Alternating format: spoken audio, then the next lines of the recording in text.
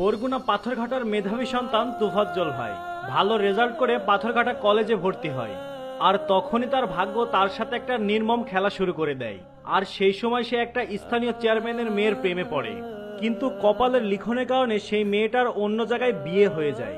আর কিছুদিন পরে এই তুফাজ্জলের বাবা মা মারা যায়। সব মিলিয়ে তার জীবনটা কষ্টের মধ্যে কাটতে থাকে। এত কষ্ট আর ডিপ্রেশনের মধ্যে এই তুফাজ্জল মানসিক ভারসাম্যহীন হয়ে যায়, যাকে আমরা পাগল বলে থাকি। এই তুফাজ্জলের বড় ভাই ছিলেন সাব ইন্সপেক্টর।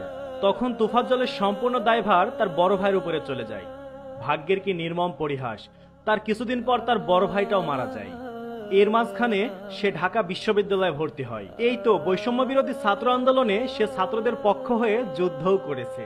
তার একটা ইন্টারভিউতে দেখলাম সে বারবার ইংরেজিতে কথা বলছিল এবং এটা বোঝানোর চেষ্টা করছিল সে 24 ঘন্টা ইংরেজিতে কথা বলতে পারে। যাই হোক, তার মানসিক কোনো সমস্যা থাকতে পারে। তার জীবনের উপর দিয়ে যে ঝড়টা বয়ে গেছে, যদি আমার আপনার জীবনের উপর দিয়ে যেত, হয়তো আমরাও পাগল হয়ে যেতাম।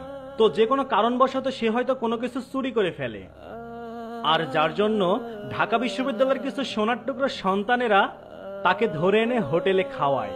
খাওয়ানোর পরে তাকে নির্মমভাবে মেরে মেরে হত্যা করে। কিসের স্বাধীনতা অর্জন করলাম আমরা?